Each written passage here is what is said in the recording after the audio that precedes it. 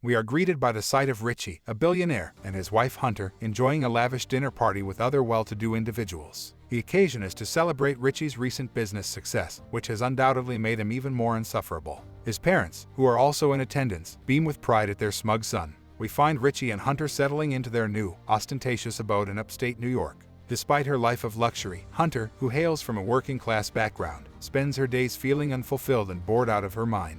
To pass the time, she indulges in the exciting activities of cooking, mobile gaming, and sketching. I mean, who wouldn't be fulfilled by such thrilling pastimes? We see that Hunter is emotionally stifled and isolated due to Richie's constant absence and lack of consideration toward her. At dinner, she makes a valiant effort to engage her self-absorbed husband in conversation, but he is too busy tending to his precious work-related texts. How romantic. In a surprising turn of events, Hunter discovers that she is pregnant a few days after the dinner party. She shares the news with Richie, who suddenly remembers he has emotions and becomes ecstatic at the prospect of starting a family. The couple decides to celebrate their momentous occasion with a dinner outing with Richie's parents. But the family gathering turns sour when Hunter's father-in-law rudely cuts her off mid-story to discuss business matters. Feeling dejected, Hunter stares into her drink, contemplating the glistening ice cubes like they hold the meaning of life. As Hunter's mood sours, she impulsively takes a bite out of one of the ice cubes, causing awkward discomfort among the other diners. The next day, Hunter's mother-in-law, Catherine, enters her room bearing gifts and unsolicited beauty advice. After sharing a book about postpartum depression that helped her during her pregnancy, Catherine suggests that Hunter would look more beautiful with longer hair because apparently, that's all that matters to Richie. Hunter finds solace in the same book and reads a passage that inspires her to do something unexpected.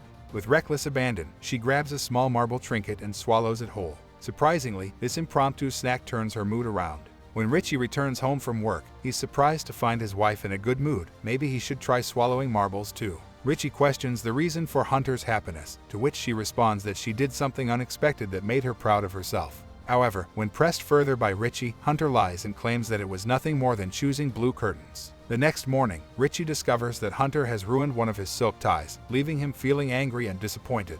Hunter is relieved to finally pass the small marble she had swallowed earlier, retrieving it from the sink without any signs of disgust. Later that day, Catherine summons Hunter for a conversation and asks about her previous employment. Hunter admits to having worked in retail, specifically selling toiletries. Catherine condescendingly comments on how lucky Hunter is to have married Richie and questions whether she is truly happy or just putting on a facade. Despite her expressions suggesting otherwise, Hunter insists that she is indeed happy. While cleaning the house, Hunter comes across a tempting object, a thumbtack, which she decides to swallow. Because apparently, swallowing small objects is a legitimate way to solve one's problems. Hunter, with some initial hesitation, finally caves in and pops a thumbtack into her mouth, only to have her tongue rudely poked. Despite trying to resist the urge to swallow it, she eventually gives in to the impulse and ingests the pointy object, feeling an odd sense of relief. Later that evening, Richie returns home with some buddies in tow, ready to party. Hunter intends to greet them at the pool, but the pain caused by the thumbtack suddenly intensifies, forcing her to make a beeline for the bathroom. After some straining, she manages to excrete the thumbtack, but not without leaving behind a gruesome scene on the toilet seat. Luckily, before Richie can discover her dirty little secret, Hunter cleans up the bloody mess and exits the bathroom. At the pool, one of Richie's clueless friends congratulates Hunter on her pregnancy, which she is not exactly thrilled about. Things take a turn for the bizarre when the same friend asks for a hug, claiming to be feeling lonely. Hunter reluctantly agrees, but it becomes apparent that she needed the hug more than he did. As time passes, Hunter finds herself increasingly drawn to consuming non-edible items that she finds lying around her home, like a ravenous little metal-munching monster. Watch out, batteries and safety pins, Hunter's coming for you. We witness Hunter's insatiable appetite for non-edible objects, as she indulges in the thrill of consuming these items. However, her reckless behavior lands her in hot water during a routine ultrasound appointment when an abnormality is detected in her abdomen. Rushed into emergency surgery, doctors discover a treasure trove of inedible objects obstructing her intestine. Hunter is diagnosed with pica, a psychological disorder that drives individuals to eat non-food items. Richie is left puzzled and infuriated by his wife's bizarre behavior. Hunter, in turn, professes ignorance of the condition, leaving everyone scratching their heads. To seek treatment, Richie and his parents enlist the help of a psychiatrist in the city. Things take a turn for the worse as Richie hires Louis, a Syrian man, to keep an eye on Hunter. Unfortunately, the added surveillance only serves to frustrate Hunter even further. Meanwhile, during her sessions with psychiatrist Alice, Hunter reveals her strange obsession with the textures of the objects she ingests. Hunter's irritation towards Louis' kitchen assistants reaches new heights. He has the nerve to belittle her mental health issues, implying that if she had faced the same trauma as him in Syria, she wouldn't be having such problems. To make matters worse, he even inspects her before allowing her to use the bathroom. Is he a doctor or a dictator? But wait, there's more. Despite Hunter's deranged behavior, she still manages to find satisfaction in swallowing non-food items. Maybe she should try swallowing her ego instead. The scene then shifts to Richie's birthday celebration, a lavish party at their mansion. Amidst the festivities, Hunter discovers that everyone knows about her swallowing issue. Surprise, surprise. She confronts Richie, demanding an explanation for his big mouth, but he brushes her off, citing his special day. Looks like Hunter isn't the only one with mental health problems here. As if the party wasn't enough, Hunter's night gets even worse. During a steamy moment with Richie, she abruptly stops and demands an apology before they can continue. Talk about a mood killer. In her next therapy session, Hunter shares a deeply personal and traumatic experience. Hunter drops a bombshell. She's never met her biological father because he wasn't the one who raised her. Oh, and to add insult to injury, she was conceived after her mom was forced by a complete stranger. But hey, at least she has a picture of dear old dad to stare at, right? Oh, and did we mention that she also has a sudden urge to eat dirt? Luckily, Hunter manages to resist the temptation and doesn't end up with a mouthful of soil. Hunter overhears her husband Richie on the phone with her therapist, and surprise, surprise, he's bribed the therapist to spill the beans on what they discussed during her sessions. The betrayal sends Hunter spiraling into a state of panic. But hey, at least she has a therapist who's willing to divulge all of her deepest, darkest secrets to her husband, right? As soon as Richie leaves for work, Hunter breaks down in a fit of tears. Louis comes to check on Hunter and finds her hiding under the bed. Feeling bad for her, he joins her there and pats her gently on the shoulder. How sweet. It's like a scene straight out of a romantic comedy, except there's nothing romantic about this situation.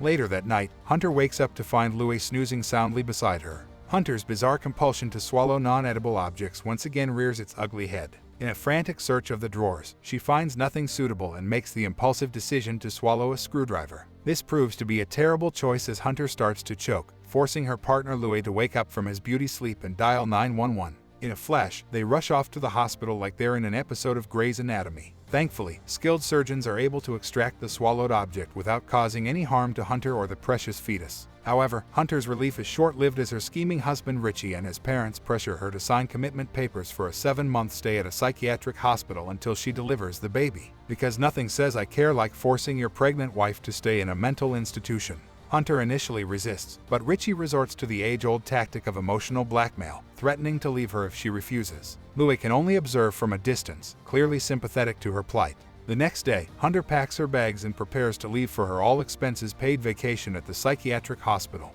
After all, who needs freedom when you have padded walls and straitjackets? Hunter almost makes a clean getaway, but then decides to turn back for her charger. Little did she know, Louis was waiting for her inside her room like a creepy stalker and convinced her to run through the woods. Hunter probably should have trusted her instincts and stayed put, because Louis stages her disappearance to make it look like she escaped. Hunter manages to get a ride to a motel, but not before she pockets some soil like it's some kind of snack. In a desperate attempt to clear her conscience, Hunter calls her husband and drops the bombshell that she only got pregnant to make him happy and that they rushed into things too quickly. Richie tries to be kind and convince her to come back, but when she refuses, he quickly turns into a giant jerk and starts belittling and insulting her. Honestly, it's a good thing Hunter crushed her cell phone because no one deserves to be spoken to like that. She spends the rest of the night alone, watching TV and snacking on dirt. Hey, whatever helps you cope, right? The next day, Hunter checks out of her motel room and reaches out to her mother for a place to stay. Unfortunately, her mother has her hands full with Hunter's sister already. It looks like Hunter is on her own now. With nowhere else to turn, she decides to hitchhike to her biological father's house. Maybe he'll have some compassion for his estranged daughter. Nope, he's too busy celebrating his birthday with his other family and friends. Hunter approaches William, but he mistakes her for a PTA parent. Hunter quickly corrects him, dropping her mother's name, and William finally recognizes her as his estranged daughter. They have a heart-to-heart talk, with Hunter questioning why William took advantage of her mother. William admits he felt powerful during his despicable acts, because who doesn't love feeling powerful while committing a heinous crime? The conversation takes a somber turn. William expresses his remorse and regret for his past actions. Hunter, still processing her emotions, asks if he feels any shame towards her, as if being related to a sexual predator isn't awkward enough. William promptly reassures her that she bears no responsibility and is nothing like him, except for the DNA, of course. Hunter's emotions are at their peak. William offers comfort and reminds her that she should not carry the guilt of the past. Hunter decides to move forward with her life and makes the tough decision to have an abortion. She visits a clinic where she has been prescribed medication, because nothing says ready to move on like a medical procedure. Hunter embraces her newfound freedom with a clear mind and a determined spirit. She's ready to leave the pain and trauma of her past behind and start anew, like a phoenix rising from the ashes. We hope you enjoyed it. Don't forget to like and comment below with your thoughts and opinions on the movie. And if you haven't already, be sure to subscribe to our channel for more entertaining content like this. Thanks for watching, and we'll see you at the next one.